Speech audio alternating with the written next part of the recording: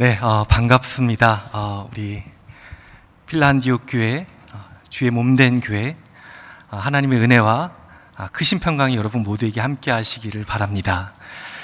네, 오늘 이 시간 여러분과 한반도를 향한 하나님 아버지의 마음이라는 제목으로 함께 말씀을 나누기 원합니다.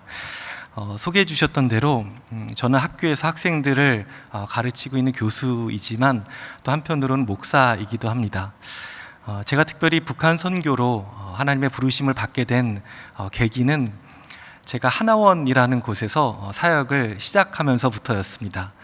하나원 하면 어떤 곳인가 익숙하지 않으신 분들도 계실 것 같습니다.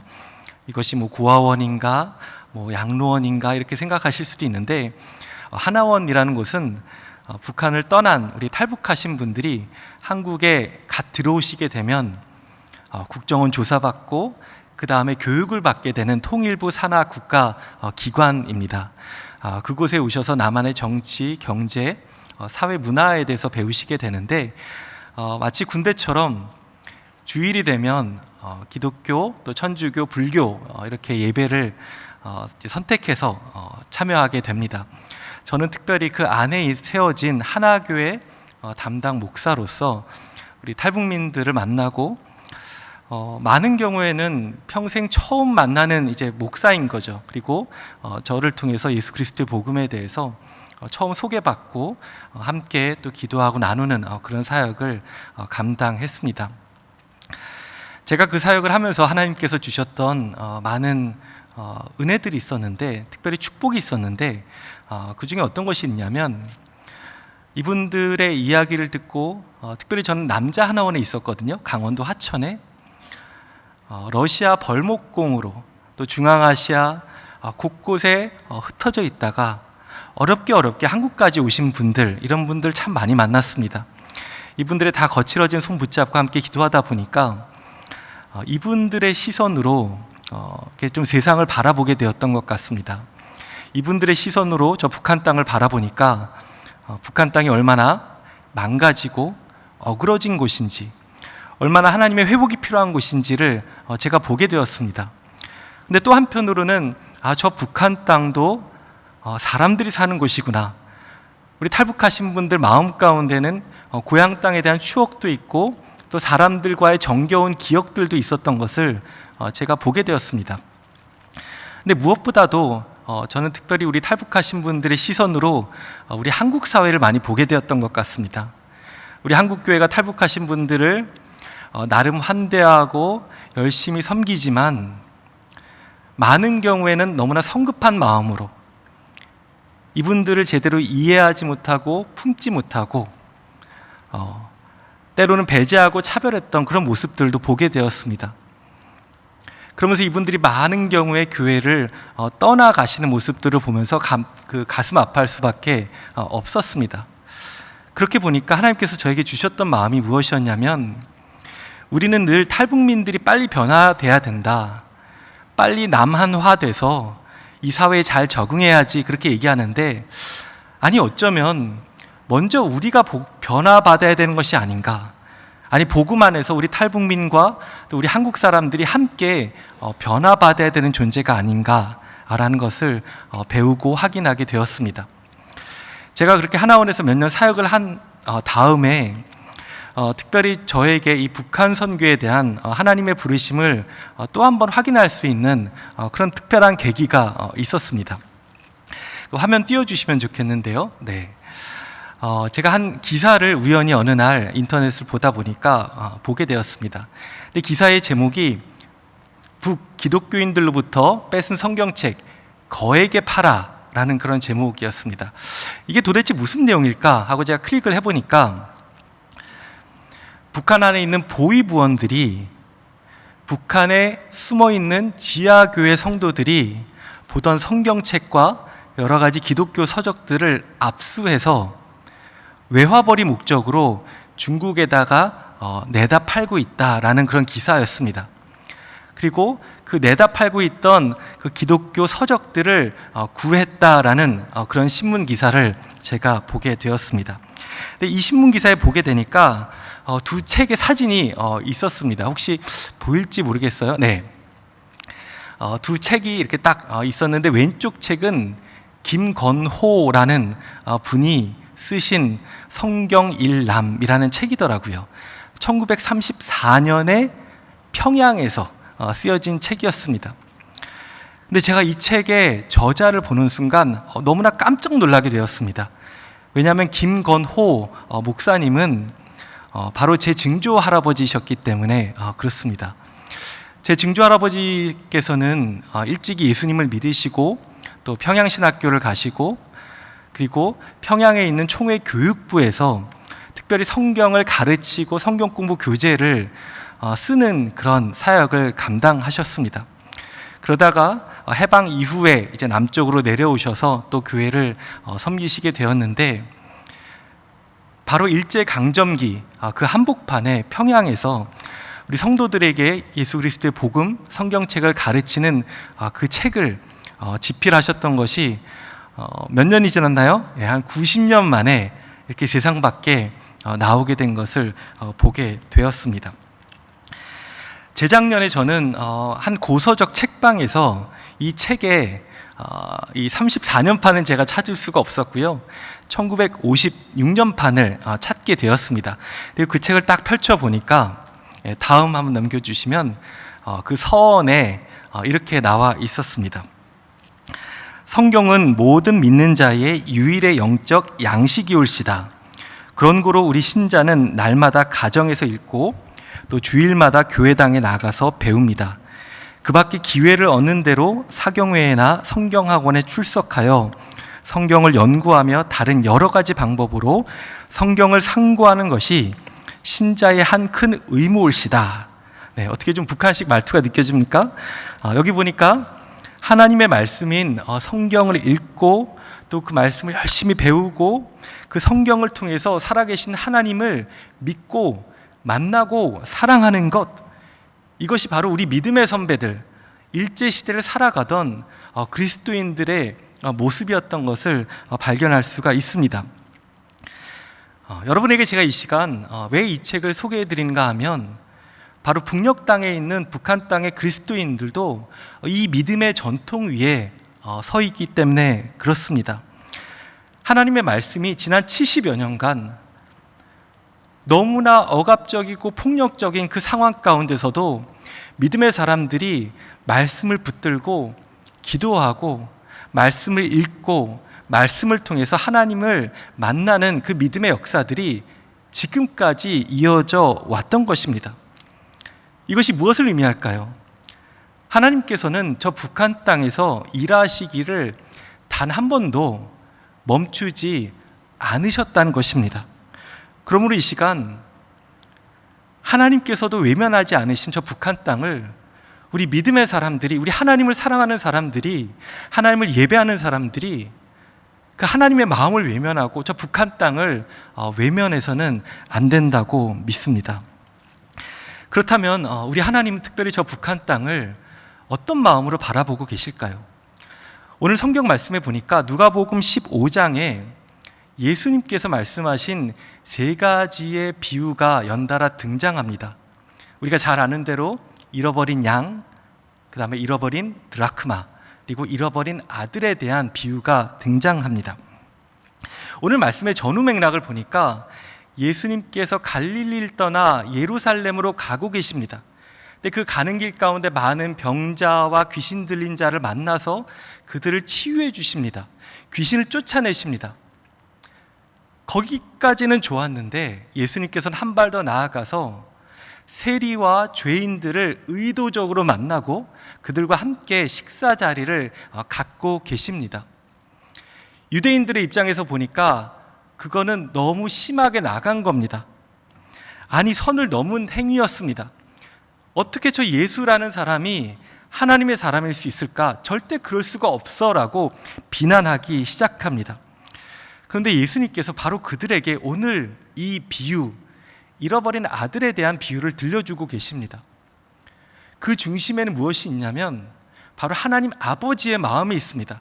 이 하나님 아버지의 마음이 있다면 이 죄인과 세리들을 만나는 것, 이것을 전혀 다른 시각으로 볼 수 있다라고 예수님께서는 지금 초청해주고 계신 것입니다. 잘 아는 대로 두 아들을 가진 한 노인이 있었습니다. 이 노인은 제법 재산이 있었던 것 같아요. 어느 날 둘째 아들이 당돌하게 무례하게 아버지의 재산을 미리 달라라고 요청을 합니다. 그 당시에 관습에서 봤을 때 이 둘째 아들의 요구는 너무나 무례한 것이었습니다. 괘씸한 것이었습니다. 아니, 우리가 100번 양보해서 이 아들의 마음을 최대한 이해해 보려고 한다면 어쩌면 이 아들은 상당히 독립적이고 또 주체적인 아들이다, 도전적인 아들이다라고 굳이 한번 생각해 볼 수도 있을 것 같습니다. 분명한 것은 무엇이냐면 이 아들의 마음 가운데는 내 인생을 한번 내 뜻대로 한번 살아보고 싶어, 아버지 없는 내 세상을 한번 살아보고 싶어라는 그 마음에 강한 열망이 있었다라는 것입니다. 그리고 이 아버지는 아들에게 아무 말도 안 하고 재산을 내어주고요, 아들은 훌쩍 집을 떠납니다.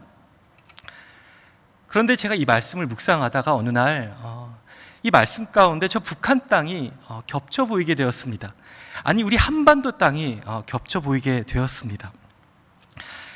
여러분, 1945년에 어떤 일이 있었을까요?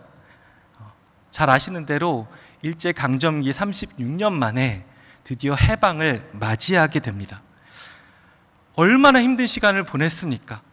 얼마나 해방과 독립을 갈구하는 마음이 컸겠습니까?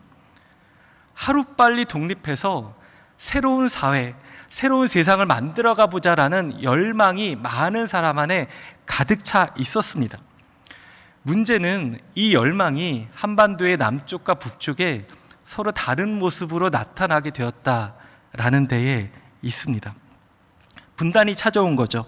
특별히 한반도의 북쪽은 사회주의자들이 장악합니다.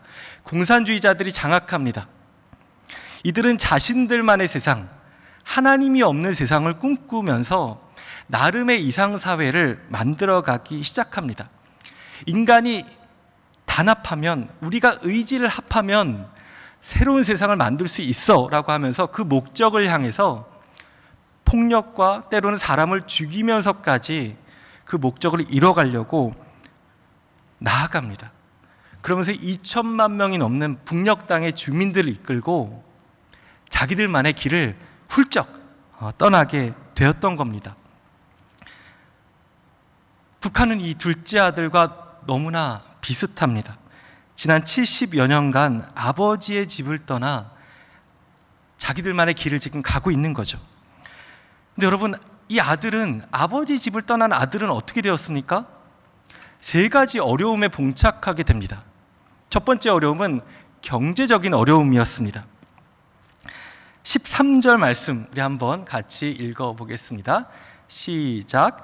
그 후 며칠이 안 되어 둘째 아들이 재물을 다 모아가지고 먼 나라에 가 거기서 허랑방탕하여 그 재산을 낭비하더니, 한 번도 가보지 않은 길, 낯선 도시를 가서 아버지의 전 재산을 지금 탕진하고 있는 겁니다.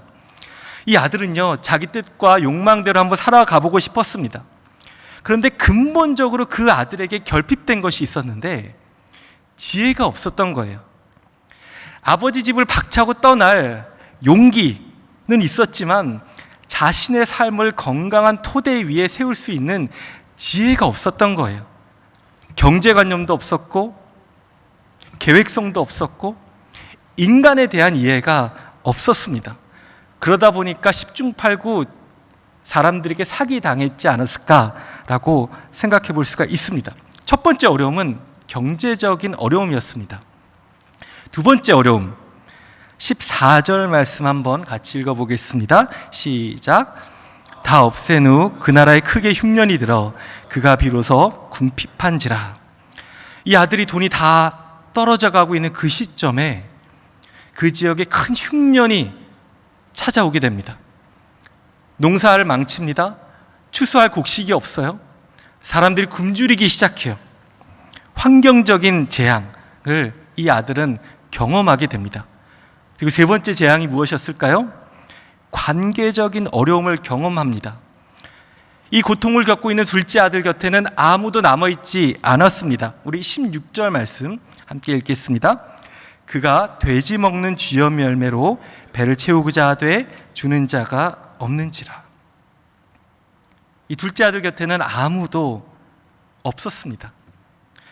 그런데 여러분, 북한도 마찬가지였던 것 같습니다. 첫째, 북한은 심각한 경제적인 어려움에 봉착하게 됩니다. 그들이 선택했던 사회주의 제도, 주체적인 사회주의 경제를 이뤄보겠다고 그들은 나아갔지만 근본적으로 실패한 제도였습니다.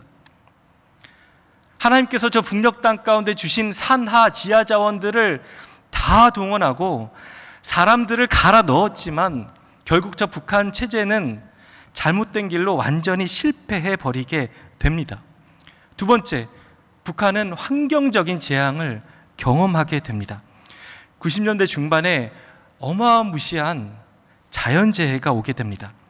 여러분, 94년에 김일성이 죽거든요. 그리고 그 다음 해부터 3년 동안 큰 수해와 가뭄과 수해가 연달아 오게 되면서 저 북녘 땅이 완전히 황폐하게 됩니다. 먹을 것이 없어져요. 사람들이 굶주리기 시작하고 아사하기 시작합니다. 통계에 따라서는 30만 명에서 많게는 200만 명에 이르는 분들이 굶어 죽었다, 이렇게 보고하고 있습니다. 여러분, 사실 우리 같은, 특별히 저 같은 세대, 또 저보다 조금 윗세대 여러분들은 기근을 경험해 본 적이 없습니다. 사실 우리는 기근이 무엇인지 잘 몰라요. 근데 학자들이 전 세계 기근 현상을 연구하다 보니까 기근에는 3단계가 나타난다, 이렇게 얘기해요.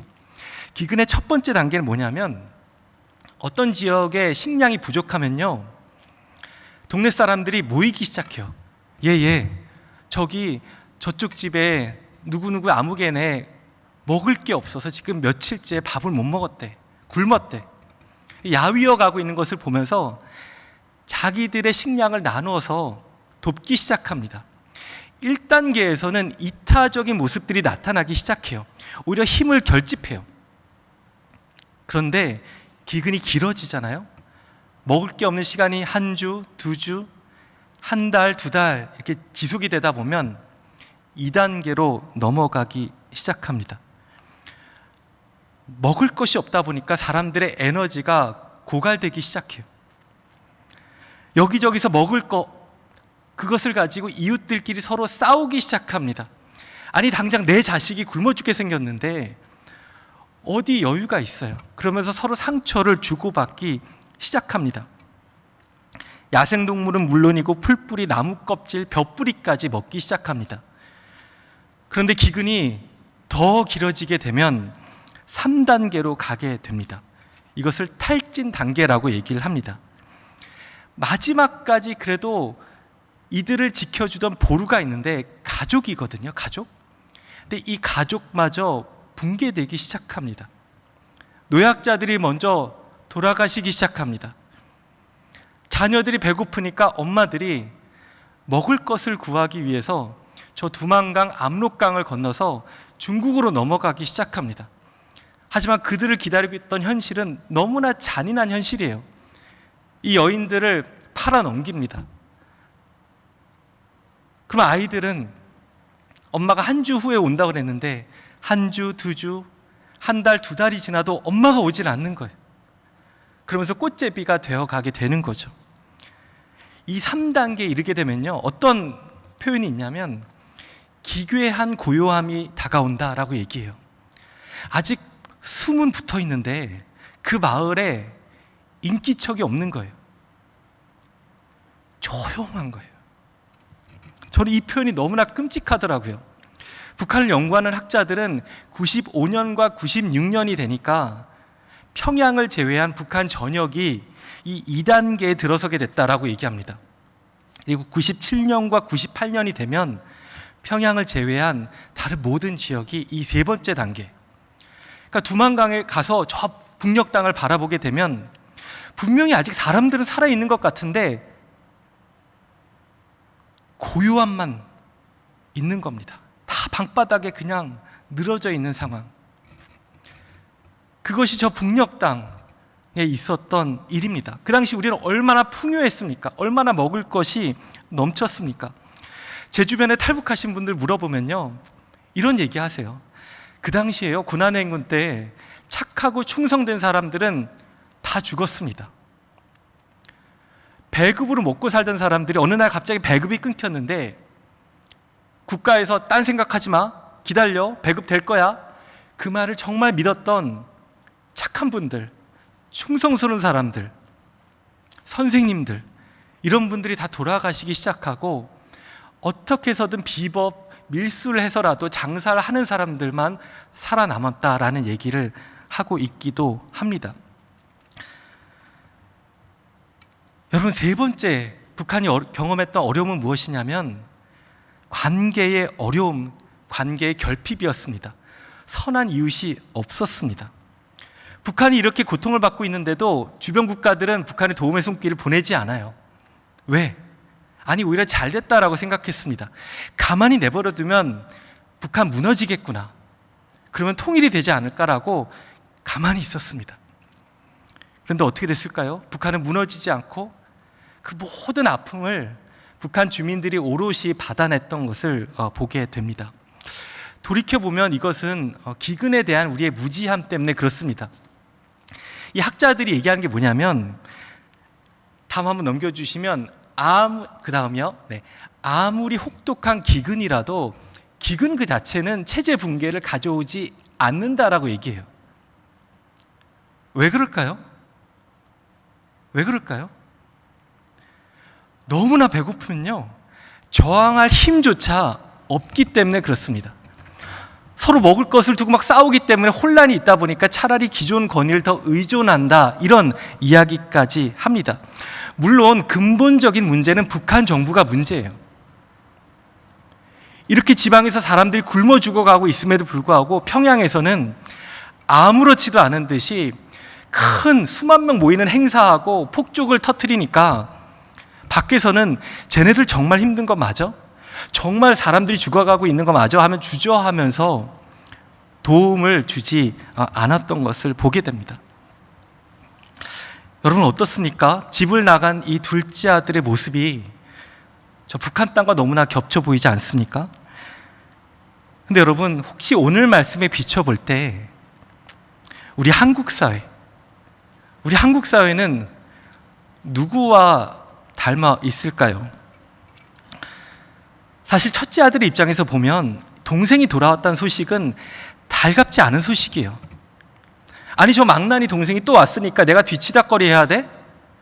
아니, 내 재산 이거 내가 또 떼어줘야 돼? 나만의 안정된 질서를 내가 이제 좀 구축해 놨는데 동생이 와서 뒤흔들고 있는 거예요. 그러니까 화가 나기 시작하는 거예요. 아니, 잔치 베푼다고 거부하는 거예요, 지금. 근데 근본적으로 이 첫째 아들이 거부했던 게 뭐냐면 아버지의 마음이었던 거예요. 아버지의 마음. 여러분, 아버지는 어떤 분이었습니까? 이 둘째 아들이 터덜터덜 저 멀리서 걸어오니까 그 아들을 향해 달려가서 그를 덥석 끌어안고 있는 겁니다. 우리 말씀 함께 읽을게요. 15장 20절 같이 읽겠습니다. 이에 일어나서 아버지께로 돌아가니라. 아직도 거리가 먼데 아버지가 그를 보고 측은히 여겨 달려가 목을 안고 입을 맞추니. 아버지는 아들을 기다리고 있었던 겁니다. 아니, 어쩌면 그 둘째가 허랑방탕하게 살다가 쫄딱 망했다라는 소문을 들었는지도 모르겠어요.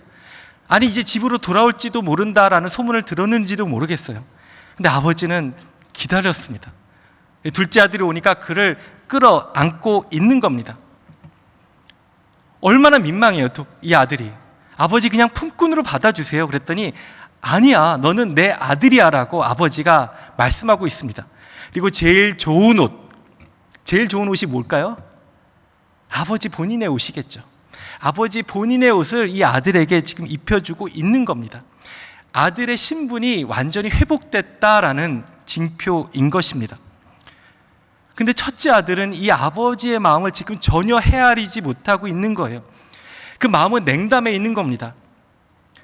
아니, 내가 더 의로운 사람인데 아버지는 왜 저 못난 동생을 도와주는 거야? 왜 쟤를 받아주는 거야? 라고 마음 가운데 분노하고 있는 겁니다. 쟤는 자격이 없잖아, 나는 자격이 있지만 이라는 마음이 있었던 겁니다. 근데 여러분, 이 마음은 우리가 고백하는 예수 그리스도의 은혜의 복음과 어떤 관계 가운데 있습니까? 예수의 복음이 뭐예요? 우리가 부족하고 자격이 없지만 하나님의 은혜로 우리를 자녀 삼아 주신 것, 대가 없이 하나님의 일방적인 하나님의 크신 사랑으로 은혜로 우리를 끌어안아 주신 것, 그것이 복음이지 않습니까? 그렇다면 이 첫째 아들의 마음은 지금 복음과 정반대 되는 상황인 겁니다. 팀 켈러 목사님 얼마 전에 돌아가셨죠. 둘째를 향한 아버지의 마음을 이렇게 표현하세요. 우리 다음 넘겨주시면 제가 한번 읽어보겠습니다. 아들아, 네가 자격이 있어서 너의 힘과 능력으로 우리 집 안에 들어오는 것이 아니란다. 내가 너를 그냥 받아들이는 것이란다. 내 지위와 명예와 옷으로 내 헐벗은 몸과 수치를 덮어줄 테니 이리 오거라. 그러니까 이게 아버지의 마음이고 아버지의 사랑인 거죠. 그런 면에서 이 아버지의 마음을 지금 외면하고 있는 첫째 아들도 사실은 탕자인 거예요. 오늘 이야기에서 탕자는 한 명이 아니라 영적으로 봤을 때 둘 다 잃어버린 아들인 것입니다. 그렇다면 우리 한국 사회, 아니 우리 한국 교회는 어떨까요? 혹시 남한과 북한은 비록 모양은 다를지언정 각각 지금 아버지의 마음, 하나님 아버지의 마음으로부터 떠나 있는 것은 아닌지 우리가 겸손히 돌아볼 필요가 있습니다. 특별히 저 북한 사회를 바라보는 우리 한국 교회, 한국 사회 안에는 너무나 날카로운 마음이 있어요. 아니 우리가 더 바른 길 살아왔잖아. 쟤네들 자격이 없기 때문에 쟤네를 망해야 돼. 저렇게 고통받아도 싸라고 생각하는 생각이 있습니다. 너무나 잔인한 시선들이 있을 때가 있어요. 제가 아는 한 선교사님은 북한에서 어린이를 돕는, 특별히 겨울에 얼마나 추워요 북한이. 그 어린이를 위한 이제 장화를 보내는 그 사역을 하다 오셨습니다. 한국 교회를 찾아와서 남한에 와서 북한에 이 아이들 동상에 걸리지 않게 장화를 보내자 이렇게 강의를 하셨습니다. 근데 그 강의 뒤에 한 성도분이 그분을 찾아오셨습니다. 그리고 아예 분노를 표출하십니다. 아니 선교사님, 쟤네들한테 왜 도움을 우리가 줘야 됩니까? 차라리 다 동상이 걸려서 발목이 잘리는 게 낫지. 저 아이들 나중에 크면 다 북한의 군인이 될 아이들인데 우리가 왜 도와줍니까? 라고 항의하더라는 것입니다. 우리 안에 때로 이런 모습이 있지 않습니까?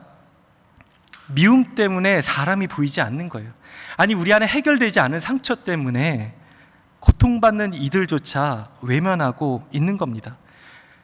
근데 여러분, 하나님은 어떠실까요? 하나님은 저 북한 땅을 버리셨을까요? 외면하고 계실까요? 아니요, 하나님은 저 북한 땅 주민들 향한 마음을 갖고 계시고 지금 저 북한 땅을 향해서 지금도 일하고 계세요. 너무나 놀랍게 지금 다양한 방면으로 제가 다 말할 수 없지만 일하고 계시는데, 특별히 탈북민들 통해서 하나님께서 일하시는 한 축이 있습니다. 한국에 보면 탈북민 목사님, 신학생이 200명이 지금 넘어가고 탈북민 교회가 70개가 지금 넘어가고 있습니다. 이들을 통해서 북녘 땅의 가족에게 복음을 전하는 일들이 일어나고 있습니다. 또 놀라운 일이 뭔지 아세요? 하나님께서 전 세계 곳곳에서 믿음의 사람들을 깨우셔서 그들을 북한 땅을 향해서 기도하게 하시고 콜링하기 시작하셨습니다.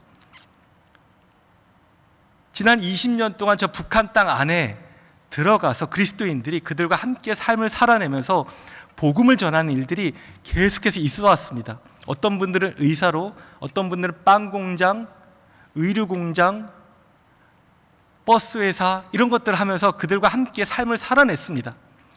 예수 그리스도를 입으로 전할 수는 없지만 예수 그리스도를 보여주는 삶을 그들과 함께 살아냈던 것을 보게 됩니다. 제가 한 디아스포라 분을 만나게 됐는데, 이분이 북한 안에 있을 때 하나 회사를 운영하셨거든요. 그러면 아침에 출근해서 성경책을 이렇게 딱 제일 먼저 출근해서 읽으신답니다. 그러면 이제 출근하는 북한 직원들이 계속 들어오다 보면 물어보는 거예요. 아니 선생님, 지금 무슨 책 읽고 계십니까? 그러면 저는 성경책을 읽고 있어요. 아니 그 성경책 이상한 책 아닙니까? 나쁜 책 아닙니까? 아니라고. 북한 사람들에게 먼저 복음에 대해서, 성경에 대해서 얘기할 수는 없지만 질문하면 대답할 수는 있어요. 그러면서 성경에 대해서 그 안에 담긴 내용에 대해서 나누기 시작합니다. 여러분, 제가 지금 가르치고 있는 학과에는 브라질 사람, 미국 사람, 필리핀 사람, 대만 사람, 수단 사람, 베네수엘라, 핀란드, 스웨덴, 지금 교포가 아니에요. 외국 사람들이 북한을 향한 마음을 품고 북한에 들어가려고 지금 강원도 태백에서 수십 명이 지금 공동체를 이루면서 한국어 공부도 하고 준비하고 있습니다. 우리 한국 사람들을 부끄럽게 하시는 거예요. 우리는 저 땅을 위해서 기도하지 않는데, 우리는 복음을 전하지 않는데 하나님께서는 오히려 저 외국인들을 불러 세워서 저 북녘 땅을 복음화하는 것을 준비하고 계시는 것을 보게 됩니다. 다음 넘겨주시면 마태복음 5장 16절에 이같이 너희 빛이 사람 앞에 비치게 하여 그들로 너희 착한 행실을 보고 하늘에 계신 너희 아버지께 영광을 돌리게 하라. 하나님의 빛을 저 땅에 비추는 사람들인 겁니다. 하나님은 저 북한 땅을 포기하지 아니하시고 저 땅 가운데 지금도 신실하게 일하고 계심을 우리가 다 같이 믿을 수 있기를 원합니다. 물론 우리 안에 북한을 용서하기 어려운 나름의 이유가 있습니다. 또 실제로 안보의 위협도 우리가 경험하고 있습니다. 근데 우리가 기억해야 될 것은, 우리가 그리스도인이라고 한다면 우리 마음의 출발점은 미움이 되어서는 안 돼요. 사랑으로 시작해야 되는 겁니다. 미움이 용서보다 더 커서는 안 되고, 그 어떤 것도 사랑과 용서의 복음보다 더 앞서서는 안 되는 줄로 믿습니다. 사랑하는 여러분, 오늘 이 시간 여러분이 공동체와 온 열방과 또 저 한반도를 위해 기도하기 위해 모이신 줄로 믿습니다. 이 시간 우리가 같이 기도할 부분들 제가 두 가지만 좀 나누길 원합니다. 첫 번째, 우리는 분노하는 첫째 아들이 되어서는 안 되는 것 같아요. 우리가 무엇을 품어야 되냐면 하나님 아버지의 마음, 이게 첫 번째인 것 같아요. 북한에 대한 많은 뉴스가 들려옵니다. 좌와 우와 온갖 소리들이 들려옵니다. 그럴 때마다 우리가 너무 낙심해서도 안 되고요, 그렇다고 너무 희망을 품어서도 안 됩니다. 오히려 먼저 하나님 앞에 무릎 꿇고, 하나님, 지금 저 상황을 어떻게 바라보길 원하십니까? 하나님, 우리 교회가 어떻게 이 일 가운데 반응해야 될까요? 라고 먼저 무릎 꿇고 나아가야 되는 것입니다. 어떤 목사님은 이런 얘기 하시더라고요. 지금 우리에게 필요한 것은 친북이나 반북이 아니라 먼저 지북이다. 정말 북한 체제가 어떠한지 우리가 같이 공부하고 북한 사람들을 이해하고 저들에게 어떻게 복음을 전해야 될지에 대해서 교회 안에서 우리가 같이 공부하고 훈련해 가야 된다. 그리고 하나님의 때, 하나님께서 저 북녘 땅을 여실 때 우리가 믿음의 선교사들, 사람들을 보낼 준비를 해야 된다라고 말씀하고 있는 겁니다. 두 번째로 여러분, 제가 당부드리고 싶은 것은 우리 한국교회 안에 있는 이 두려움의 영을 이겨내도록 우리가 기도 가운데 선포하기를 원합니다. 북한 얘기 나올 때마다 많은 사람들의 마음을 사로잡는 것은 두려움이거든요. 몇 년 전에 제가 공부하던 플러신학교에 월터 브루그먼이라는 아주 유명한 구약학자가 와서 다음과 같은 이야기를 해요. 제가 읽어보겠습니다. 세상의 방식은 사람들에게 두려움을 심습니다. 그리고 그 두려움 가운데 살아가게 만듭니다. 그래서 사람들은 두려움 때문에 이기적이 됩니다. 너무나 두렵기 때문에 자기 재산과 안전에 집착합니다. 그리고 두렵기 때문에 누군가를 위해서 희생하고 사랑하는 것조차도 머뭇거리고 거부합니다. 이렇게 얘기를 하고 있습니다. 그래서 어떻게 됐느냐? 두려움이 사랑을 내쫓았다, 이렇게 얘기해요. Fear casts out love. 두려움이 사랑을 내쫓았다. 근데 여러분, 하나님의 방식은 무엇일까요? 그 정반대입니다.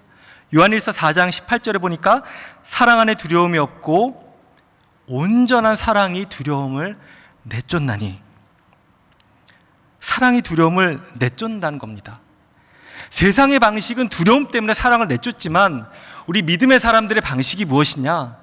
사랑으로 두려움을 넘어가야 된다는 것입니다. 여러분, 우리 2000년 기독교 역사 가운데 특별히 평화교회 전통에 있었던 많은 그리스도인들이 자신을 억압하고 박해하고 자기 자신을 죽이려는 핍박자들 앞에서 어떤 고백을 했는지 아세요?